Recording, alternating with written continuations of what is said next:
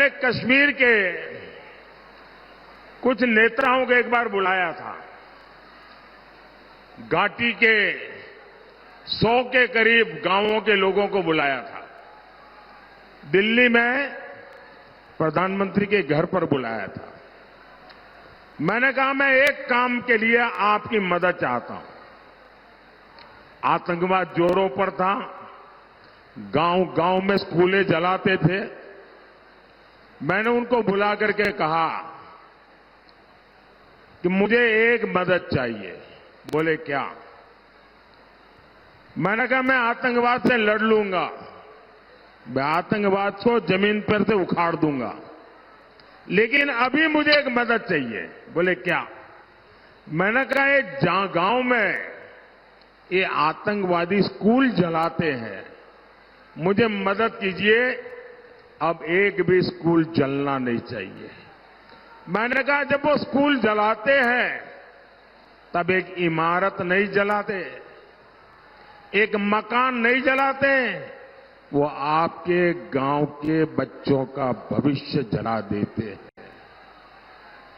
और आप भाई बहन मुझे आशीर्वाद देंगे, कश्मीर के वो लोग, और ये बात मैं करीब 7-8 साल पहले की करता हूं, तब तो मेरे सामने सवालिया निशान थे, लेकिन उन सभी नेताओं ने मुझे कहा कि साहब काम कठिन है, लेकिन हम आपकी भावना को समझते हैं। तो पश्चिम बंगाल में प्रधानमंत्री मोदी जनसभा को संबोधित कर रहे हैं, लेकिन इस बीच बढ़ते आगे और आपको बता दें कि कांग्रेस की नेता प्रियंका गांधी एक बार फिर से चुनावी मैदान में उतरने से चूक गई हैं। प्रियंका को टिकट नहीं मिलने पर सियासी अफवाहों का दौर भी लगातार जारी है। कोई इसे कांग्रेस की रणनीति मान रहा है, तो किसी को ये कांग्रेस के भीतर ही प्रियंका के खिलाफ साजिश नजर आ रही है। लेकिन मामला क्या है, इस रिपोर्ट में देखिए।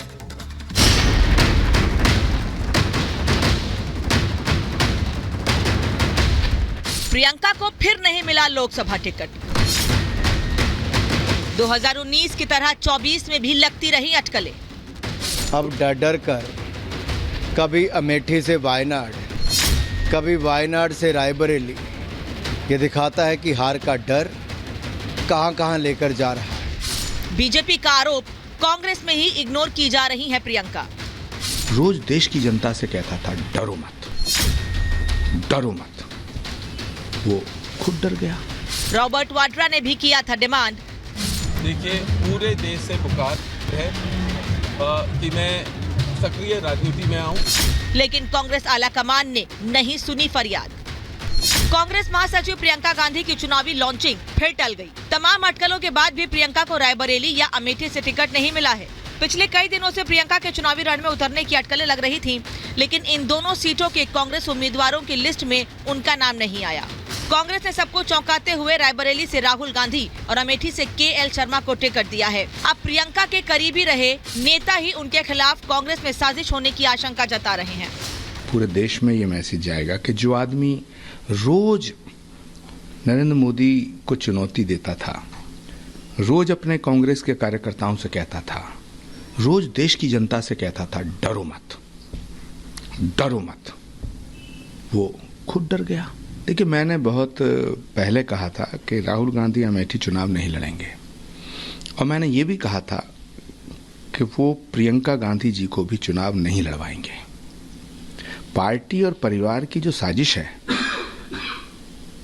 उसकी शिकार प्रियंका गांधी हो गई हैं। प्रियंका गांधी उत्तर प्रदेश की सियासत में काफी दिनों से सक्रिय हैं। 2022 उत्तर प्रदेश विधानसभा चुनावों में उन्होंने कांग्रेस के चुनाव प्रचार की कमान संभाली थी। इसके अलावा वो मां सोनिया और भाई राहुल के लिए भी अमेठी रायबरेली में मोर्चा संभालती रही हैं। इसीलिए राजनीति के जानकारों को प्रियंका के चुनावी मैदान में उतरने की पूरी उम्मीद थी। लेकिन तमाम कयासों के बाद भी प्रियंका गांधी को नहीं मिला लोकसभा टिकट। अटकलों चर्चाओं के बाद भी नहीं मिला टिकट। उत्तर प्रदेश में लंबे समय से सक्रिय है प्रियंका गांधी। उनके पति रॉबर्ट वाड्रा ने भी खुद के टिकट के लिए पैरवी की। रॉबर्ट वाड्रा के समर्थन में पोस्टर भी लगाए गए। वाड्रा ने प्रियंका के लड़ने की बात भी कही थी, लेकिन प्रियंका रॉबर्ट दोनों को ही नहीं मिला लोकसभा टिकट। आपको बता दें कि प्रियंका के पति रॉबर्ट वाड्रा ने खुद चुनाव में उतरने की ख्वाहिश जाहिर की थी। लेकिन उनकी इच्छा पर कांग्रेस के किसी नेता ने भी बयान तक जारी नहीं किया था। देखिए, पूरे देश से पुकार है कि मैं सक्रिय राजनीति में आऊं, पर यह है क्योंकि मैं देश के लोगों के लिए हमेशा निकलता हूं, लोगों के बीच में रहता हूं। मैंने 1999 से वहां प्रचार किया, लोगों के बीच में रहा और 2004 में भारी बहुमत से सोनिया जी को जिता के लाए। तो कांग्रेस के कार्यकर्ता अमेठी में राहुल गांधी का इंतजार कर रहे थे, लेकिन राहुल गांधी पहुंच गए रायबरेली और अब वहां की जनता और कार्यकर्ता किस तरह से इस फैसले को देख रही है, इस खास रिपोर्ट में जानते हैं। तो जान चुके हैं कि वहां से उनकी हार निश्चित है, क्योंकि 2019 के चुनाव में जिस तरीके से हारने के बाद दोबारा उन्होंने अमेठी का मुंह नहीं देखा, तो जानते तो वहां से हार उनकी निश्चित है। गांधी परिवार यहाँ पर लंबे अरसे से रहा और जितने लंबे अरसे से रहा है उस हिसाब से यहाँ पर उन्होंने कुछ भी नहीं किया। उनकी माता जी 2019 में रायबरेली से लोकसभा चुनाव जीती थी और जीत का सर्टिफिकेट तक लेने के लिए नहीं आई। 5 साल बाद आज वो रायबरेली आई हैं, वो भी अपने पुत्र के नामांकन के लिए। राहुल जी इसलिए वहाँ से भागे कि पिछले सालों में कई सालों से वो आए भी नहीं वहाँ पे और लगातार वो समझ रहे हैं हताशा उनके अंदर है। रायबरेली से अगर अमेठी से उनको इमोशनल अटैचमेंट होता तो वो वायनाड छोड़ते, उन्होंने अमेठी को ही छोड़ दिया, वहाँ की जनता ने उनको छोड़ दिया। अमेठी से इसलिए भागा कि वायनाड इनका टेस्ट है, उन्होंने पिछली बार वहाँ से चुनाव जीता था, अब की बार यहाँ चलने हैं क्योंकि इनकी मम्मी एक भी पैसा यहाँ खर्चा नहीं किया, पूरी निधि जो थी उनकी सांसद निधि वो वापस कर दिया। रायबरेली में गांधी परिवार ने कुछ नहीं किया, जैसी की तैसी हमारी रायबरेली पड़ी है। अगर गांधी परिवार चाहता तो हमारी रायबरेली मुंबई होती, बंगलौर होती। पिछला चुनाव देख करके विश्वास नहीं बना पा रहे हैं और क्यों भागे। दूसरी चीज़, सबसे बड़ी चीज़, स्मृति ईरानी जी ने, भारतीय जनता पार्टी ने, मोदी जी की नीतियों ने जो काम किया देश के लिए और अमेठी के लिए व्यवस्था या रायबरेली के लिए जो काम किया वो काम सराहनीय रहा। देखिए, अमेठी की जनता ने जो है जो विकास की योजनाएं मोदी जी की हैं उसको सजा किया है और जनता ने मोदी जी को जताया है भरोसा, इसीलिए जो है अमेठी से उनको हटना पड़ा। उनको लगा कि अमेठी से हम जीत नहीं पाएंगे, केवल जनता को यहाँ ठगने का उन्होंने प्रयास किया। आप उनके बीच में नहीं रहेंगे। इस बार मोदी जी ने गारंटी दी है कि 70 साल से ज्यादा उम्र के जितने भी लोग हैं सबका 5 लाख रुपए का प्रतिवर्ष उपचार मुफ्त करवाया जाएगा अगर नागरिक कमल का बटन दबाएगा। इसीलिए राजेश भैया क्योंकि बोल चुके हैं, मैं लंबा भाषण तपती धूप में नहीं देना चाहती।